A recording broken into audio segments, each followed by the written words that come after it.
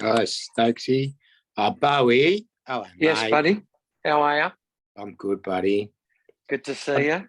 I tried to get 5 minutes with you up at Aric, mate. You're too popular. That was crazy, mate. It was a whirlwind. It was like, yeah, it was crazy. Did you guys enjoy it? Yeah, I do networking up there, Bowie. Yeah, I know. Well, that's what I was doing. That was what I was doing as well. Yeah. So it was good. Yeah, no, it was a lot of people, man, being pushed and pulled in every direction. But it was good fun anyway. Just how you like it. Just how you like it. All right, exactly. I think we're all just coming on. I'm just going to give them a minute to sort of start coming on a little bit. Yeah. No dramas. All good. As nice and it looks. Everyone's scarfed up. It looks pretty chilly there, mate. It's fresh, mate. And I'm living in a caravan park, mate, in a relocatable home. I tell you, mate, it's freezing. I moved my head off my pillow. Yeah. I come back. It's cold again. Yeah. Brendan, I heard you had an interesting morning. You want to share what happened to you this morning?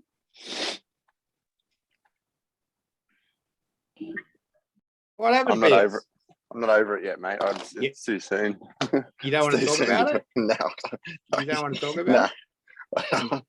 No, I don't. No, it's hot water system didn't work this morning. Poor little Brendan's been sooky this morning because he had to have a cold shower. Oh, Wim Hof would be very proud. Yeah. He gets pretty. He might be a good-looking rooster, but he gets pretty emotional, my mate Brendan. He gets pretty emotional. So if he's gone home at 10 o'clock, guys, we know what's happened. Why is the world pick on me? Why is the world not fair? Why did it happen to me? You know what I mean? Just he could always skip the shower and do it. Well, mate, that's what when I walk past, he certainly missed a bit. That's for sure. What was that caravan story you're telling us again, Dave? Yeah. Mate, I'm an Aussie battler. I live in a caravan park. Fucking, you know what I mean? I'm a man of the people. Totally. All right. Okay. Love it. I'm going to ask a question, see if Bo, with this type of market, why would I be so excited, Mr. Bo, a guy that's been in the industry 20 years and I know I can put a deal together? Why would I be pumped? Look, I think the obvious thing that you're referring to, mate, is obviously, one, we're in a shifting market. Two, there's interest rates that are going up. Three, we've got inflation. Like, there's a lot of doom and gloom. I get it. However, I would choose process over a shifting market or every day of the week, which basically to me means this is more reason to double down on the shit you can control rather than not focus on the stuff you can't control, right? Because look, interest rates, suddenly everyone's always, remarkably surprised. It's like they've been talking about this for 3 years. They haven't changed for 10 and a half, 11 years. They're still ridiculously low. I understand that it can definitely dishearten agents because there's less buyers, less motivated sellers. I get it.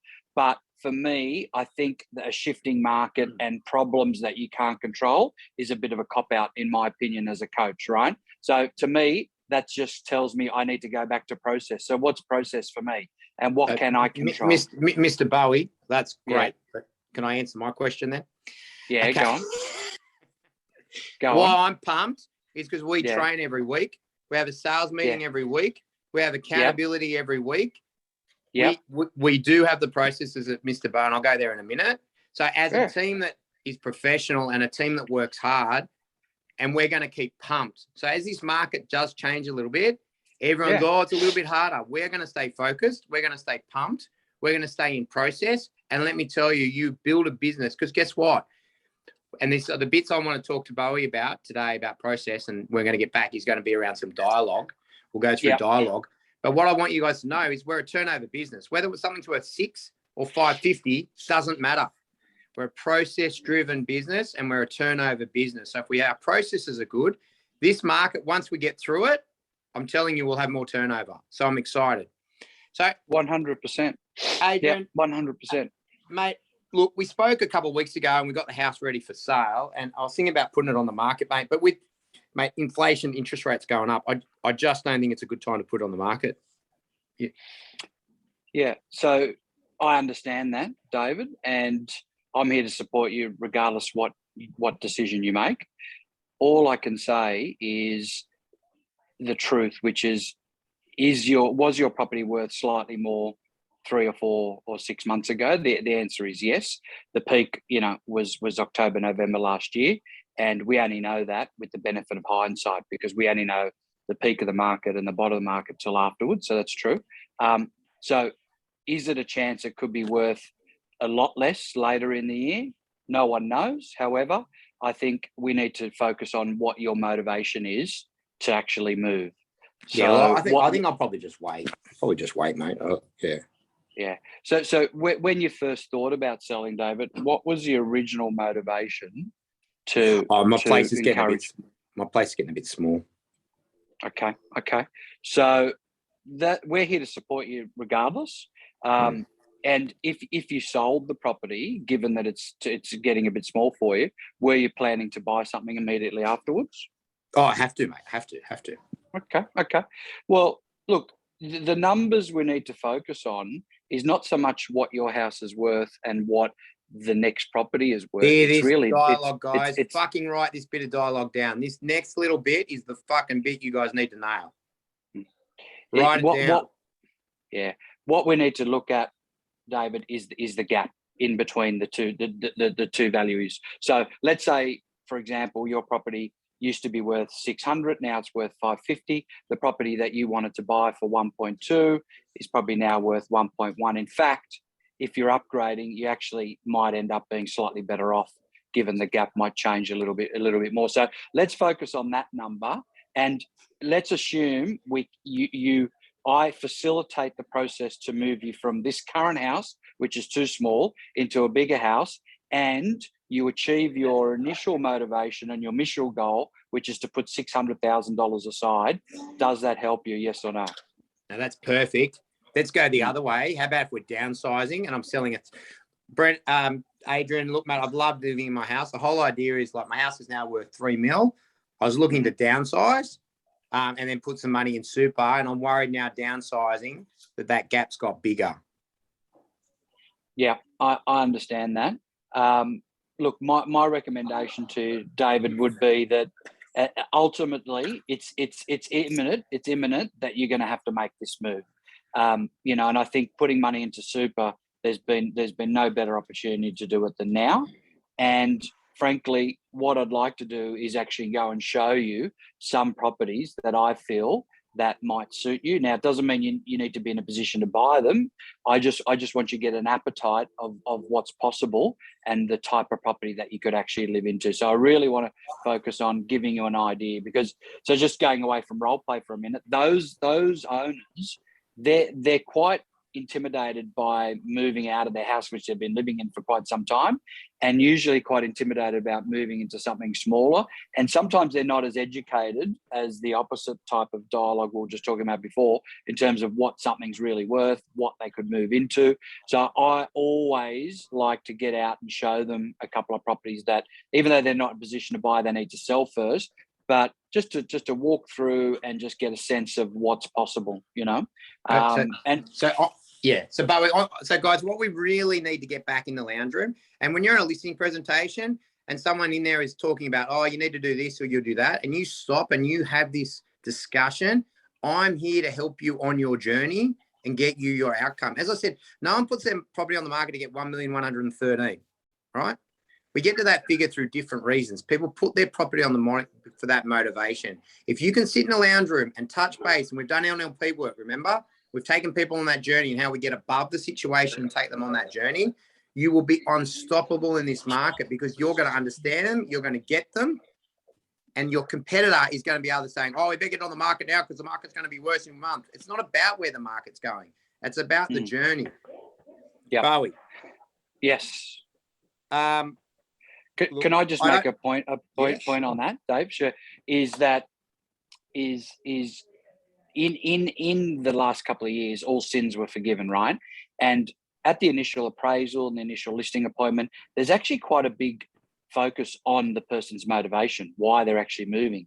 And for whatever reason, that focus then goes to price. And very rarely do agents circle back and actually remind them about the motivation. So you notice that's the first thing I did when we talked about it was circle back to the original motivation, because it's actually our fault, because often we don't remind the owner because we get indoctrinated as well on price and we forget about the motivation. So I think in your face-to-face vendor meetings, constantly remind them about their motivation and make them visualize what it looks like to facilitate that goal and moving to the next property or the next stage of their life or whatever it looks like, you know.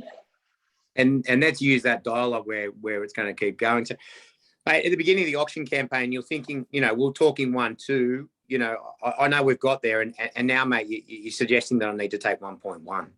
I mean, yes. it's pretty short of where we thought we were going to go. Yeah, I understand. So, look, there's no doubt that at some point your property could have been worth 1.2.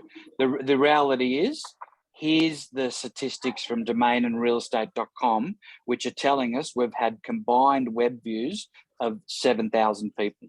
I'm also here to show you that we've had 35 email inquiries. I'm also here to tell you that I've taken 26 phone calls. I'm also here to tell you that we've had 30 groups through, 5 contracts issued, and we've had 2 offers. One of them, as you know, was at $1,020,000, and this one is at 1.1. It's impossible, David, to argue that 1.1 does not reflect the best possible price in today's market. Why? Because I've left no stone unturned. I've got back to every single person that's been through the property. It's been an extremely comprehensive campaign. Anyone that is aware of your property has either been through or inquired on it. And my recommendation is we move forward so you can get on to the next stage of your life. Well, mate, I'm getting less, so I'll take that 1.1, but you're going to have to take less. So I'm not paying the 2%. I'll only pay you 1.5 now. Because, mate, you've done. Sure. You're 10% off, you know. Yeah, I understand. Look, David, there's at the end of the day, we have invested our time with no cost at all. Yeah, but mate, you didn't get what apart you want. from You didn't get what you said you'd get. I understand. Can I ask you a question, David? Is there anything in the campaign or the process that you weren't happy with apart from price? Because let me tell you, price I can't control, but I know that my service and my feedback to you and the way I deal with buyers, I can control. And frankly, that's what I'm getting paid for. I'm not getting paid to dictate them. Let's just jump out of that role play. That is why process is so powerful now. Because how many of you can actually get to that lounge room and actually say you've done the work? Because when it gets a hard market, guess what you do? You don't send your buyer letter, your vendor letter, because you've got nothing to report. You don't make the call because you're too scared to make the call. You get into your little box because you think that's about you. What the market doing? Like I said this the other week to the team, none of you are that good to control the market. And that's why I don't like when we start being heroes when the market's good, because when the market changes, we don't take responsibility for them. We shouldn't take responsibility either way.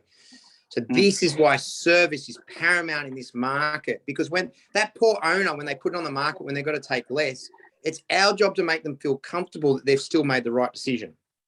Yeah. It's funny you use that exact example, David, and that's why I still love being in real estate, right?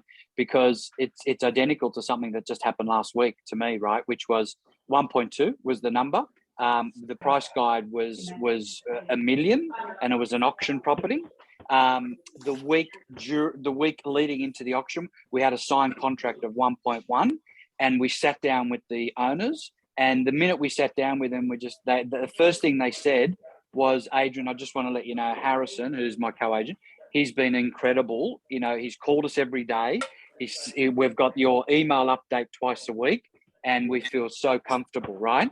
Now, let me tell you, when we presented that offer, we ended up getting him 1,125. But let me tell you, it was a much easier conversation, which only took 15 minutes for them to sign on the dotted line.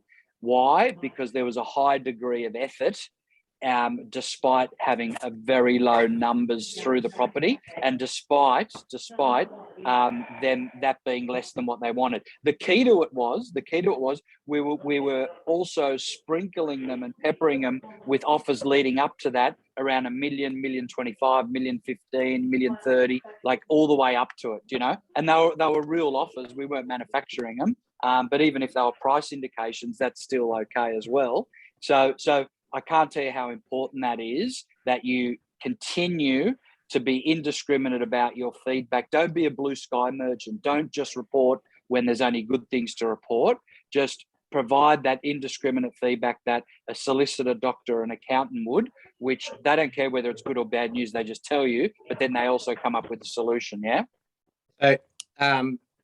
So, mate, I think there's some stats out of Brisbane or something at the moment that if you run a property to auction and you still run it, and I've got different strategies on that, but if you really commit to the auction process, no matter what days on market, it's still less. Whether it sells on the day, or it's very proven. The auction format is still a success, whether it sells on the day or not. Brendan, mate, 100%. I saw you a couple of weeks ago, mate, and we talked about going to auction. I was pretty excited about that. I've seen a few pass in lately. Still thinking of you in that cold shower. Settle down. I'm thinking about. I'm thinking we just go to private treaty now. I don't have the confidence in the market to go to auction. You talking to Brendan or me? Yeah, I don't know what's going on there, mate. I don't know who's talking to who. But we'll start again. So, mate, I was thinking about going to auction. But I've seen the market cool, and I just don't think auction's the right time. Yeah, I understand. So I think, David, what we need to look at is auction as a process, not necessarily an event. What I mean by that is we know, based on my last 5 sales, which has been in a very similar market to yourself, is that if we create a deadline, an auction date, and a sense of urgency for buyers to conduct their due diligence and also get their financing on it, we know for a fact whether it sells at, before, or after auction, that the length of time the property is on the market is less, and also the price is higher. So for the sake of an extra $600 or $700 for the auction, the marketing is going to be identical, but rather than just plucking a figure out of the air and putting a ceiling on what it could sell for, why don't we generate a competitive environment and that way have some form of deadline and still have focus on that process rather than event. And it could sell at, before, or after auction.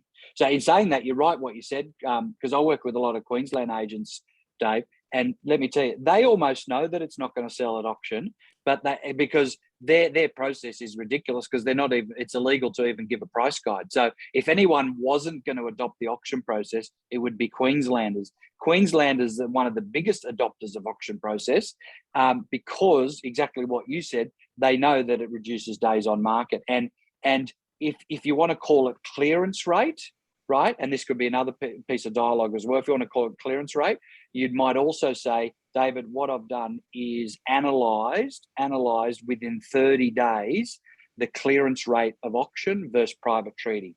Now, I've looked at it, and private treaty, in terms of how many properties sell within 30 days, is at 30%, and auction, even though it's not as high as it used to be at 90%, it's still at around 60, 70%.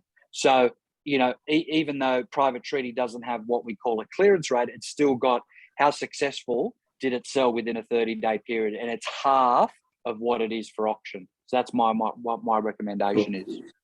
So I'm going to go to buyers in a minute, but guys, this dialogue that we've just gone through, you like, how many of you now would feel comfortable in a vendor to actually use this dialogue? All right, so I really need you guys to own this and work on it, because it is a different market, and we've got to stay strong, and we've got to be confident, and professionalism in this market. And I'll tell you, and watching Adrian's career, there was a really tough market in Sydney. Adrian stayed strong. When the market went up, I don't know if you remember that period, I forget the years, but when the market went up, Adrian absolutely owned the market. I think he nearly doubled his market share, because in the tough market, he done his job well, and he got rewarded so well when it turned. So when the market turns up, whoever's got some market share just dominates. So we've talked about the vendor that was too scared to get it on the market, and obviously we're talking about the changeover, not necessarily the price that they get. We've talked about the owner that didn't want to accept an offer. We've also talked about an owner that didn't want to go to auction. There are three things that are going to happen a lot. Okay, cool. Brendan, not Brendan, Bowie, mate. I know you want a mil, mate. I'm not going to go above 950, mate. Like I reckon probably next month the property will be worth less. I reckon 950 is as good as you're going to get. I mean, there's no one else, is there? Let's be honest. Otherwise, why would you be talking to me? Yeah, I understand. So let me ask you this to start with, David. Is 950 subjective value on what you think it's worth, but you can afford more? Or is your budget maxed out at that based on what the bank's told you? I don't think that really matters, does it? Is that any of your business, really? Look, I think it's important because what I'm here to identify is whether this is the right property for you. Because let's say, for example, my owner won't budge off $1 million, and you are genuinely maxed out at 950 from a finance perspective. Maybe I need to find you something else. He just fucked me then, didn't he? Because look, the reason we need to ask that, Dave, and you'll be surprised how many people will actually tell you, is because don't waste time on someone who can't go any higher, and your owner won't go any lower. But if they say, you know what, no, based on what I've seen, that's what I fair income think it's worth, and then I would actually invest a little bit more time. And I would say, David, let me ask you this, David. Let me ask you this. We're talking about 5%. That's the reality of it, right?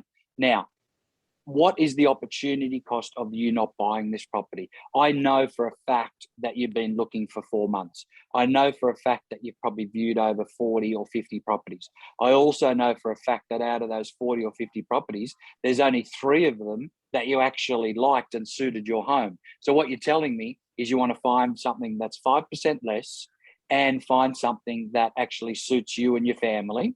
And you're trying to dictate pricing rather than your circumstance. You're buying based on circumstance. You're buying because at the moment you're renting and rents are going up. So what is the opportunity cost? Every time you continue to look over the next few weeks, that is going to be taking time away from your family, from your business, which I know is quite costly, and the opportunity cost of that is quite high. And frankly, we're talking about 5% when you're going to be in this home for the next 10 years. So I think identifying, how many properties they've seen, how many times they've been looking, what's the opportunity cost of actually not securing it today. But definitely identifying up front, is it a budget issue or is it their opinion of value? I think that's critical. Hi, Adrian, mate. I saw that you were really looking for a 3-bedroom house in Port. I know your budget was around, made a mil, and we sort of couldn't find you anything back then. Look, the market's probably come back a little bit. I reckon you probably got in a good shot now to have a chance. We're not seeing as many Sydney buyers up here now, mate. I'd love to start showing you properties again. What are your thoughts? Can I get you back in the market? Yeah, I'd probably be waiting, to see some value, because obviously there's a bit of doom and gloom in the market at the moment. So yeah, I'm probably waiting to see a bit of value. Cool. So how would you take yourself through that, Mr. Bo? Again, I would look at the person's circumstances rather than trying to pick the market. So, what we've got to remember is buyers are circumstance based. They're not necessarily always trying to pick the bottom or the top of the market. So I would say, look, I understand. And what I'd like to do is show you some properties that were worth a little bit more a few months ago. What they're going to be worth in a few months' time, look, frankly, nobody knows that. And to be honest with you, if you really are focused on interest rates, and if you wanted to lock in on fixed interest rates, that boat sailed a long time ago. So let's just focus on what suits you. Let's focus on what you can afford, what repayments are sustainable for you, and adopt a long-term approach. Let me tell you, the residential sector in Australia is worth over $9 trillion, right? The combined stock exchange value is like $3 trillion. So let me tell you, over the long term, there is no doubt that residential real estate in Australia always performs better than any other asset class. Cool.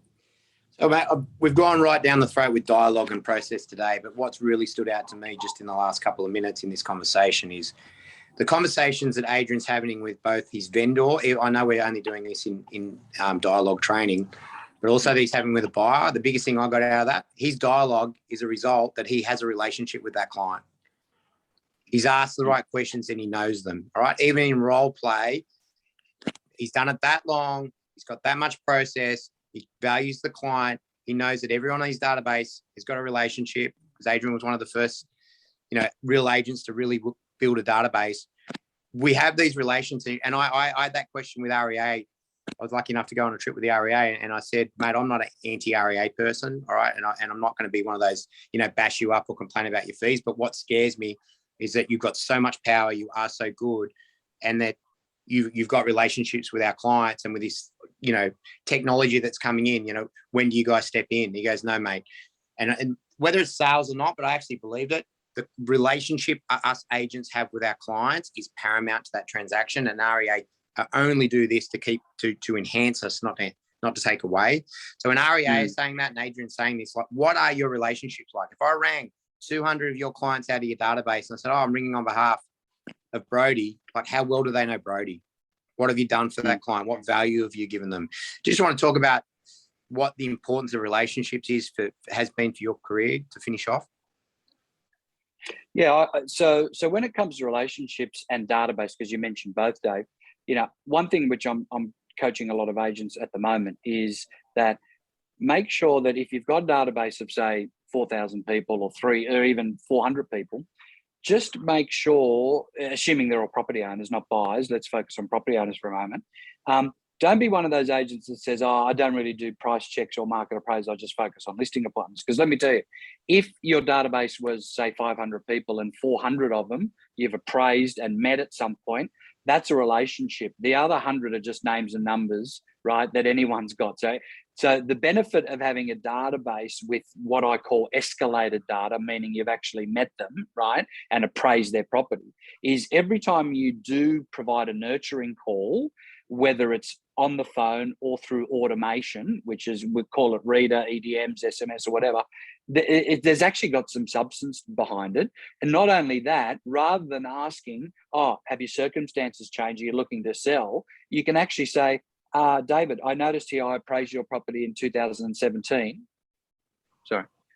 I noticed I appraised your property in 2017 at 850. I understand there might be a little bit of doom and gloom out there at the moment, but let me tell you, it's the good news is, assuming you've made no capital improvements, it's actually around the 1.1 mark. Oh, okay, I didn't realize that. So instead of actually asking them, have their circumstances changed, you're actually giving them a dopamine hit by giving them the value of their property, because you've actually already been through, and there's a much better relationship there. So Alex Phillips is the king of that. He doesn't have 25,000 people. He's got about 3,800, which he's doing that with on a daily basis. And I would say 90% of them he's actually been through and actually appraised their property at some point, And then on top of that, mate, what he's the king of is letting them all know what's going on around them. Oh, 100%. So he's constantly just providing, just listed, just sold. He doesn't care whether it's elders, PPD, whatever. He'll just constantly be adding value. And at that point, people feel compelled when the day does come. Like, he's not delusional to think, they're going to answer the phone and want to sell today. But he knows that if he's added that much value and that frequency has built that much trust, when the day does come, he's going to get the call, right? So I look at what's happened just recently with these teal independents. And one of them won in my area, Dave, right? And they knocked off one of the incumbents. And frankly, this Allegra lady, she came out of nowhere, but for 6 weeks with no policy, mind you, and didn't hide the fact that they had no policy, but just did this saturation marketing approach and just added a value because she was present, she was everywhere, and like people just felt like they had no choice just because of that ubiquitous saturation approach. So what's the translation piece in our industry is that frequency and contact can be more important than content, because a lot of time we're like, the content's got to be perfect on our EDMs. I'm not saying we should send rubbish out, or our dialogue's got to be perfect every time we call it. Yeah, but it's not. It's just like, do you think Alex Phillips has a script or a dialogue every time he calls? No, his calls are 45 seconds. They're 45 seconds. Pop, pop, pop. It's just, that's it. He's just adding. This sold, just want to let you know. This just got listed. Just want to let you know. Pop. And every third or fourth phone, because he chased me for ages, and I was always going to give it to McGrath because I bought it from McGrath. He was that good. I stopped answering the phone. Yeah, it's true. It's true. So, but some people, not you, but a lot of people just feel compelled, because you go up against him, like, I just feel compelled to use him. Well, that's why I ignored him, because I didn't want to do the wrong thing in industry speak. But mate, and because I knew him, I'd then go to say, "Oh, did you have a good weekend?" And he was already off the phone.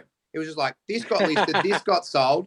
And every third or fourth time he might go, "Dave, your circumstances changed." And mate, because you knew it was a quick call, you'd always answer it too, and I think sometimes people don't take our calls because they think we're going to talk to them forever. But if they're just getting really valued little bits of data, they're going to love it. Bowie, that's a nice little hack. Much gold. Just a little hack when you're calling people. The last thing you want to do is say, "Hi, David, it's Adrian Bo from Elders Real Estate. Do you have a minute?" I wouldn't say that. I'd say, "Dave, it's Adrian Bo from Elders Real Estate. Just wanted to let you know that this property just is." So because that's another little hack that I'd focus on as well when you're calling people. So let's just do that one again, because because I find a lot of agents and associates are saying, "Hi, Dave, it's Adrian Bo from Elders Real Estate. Have you got a few moments?" It's like, "No, I don't, man. I've got to go." So Alex and all top agents don't do that. They say, "Dave, it's Adrian Bo from Elders. I won't keep you long. I just wanted to let you know that we just sold 72 Chesterfield Parade Bronte for $4.5 million. And if you need anything, just please let me know." And it's, as you said, it's a quick phone call. You're not asking for permission. You're just adding value straight away. Vendor dialogue, buy dialogue, and a bit of cold calling at the end, or canvassing at the end. All right, beautiful. Thank you, Bowie. Have a good day, guys. Thanks. See you, legends. Bye. Bye-bye.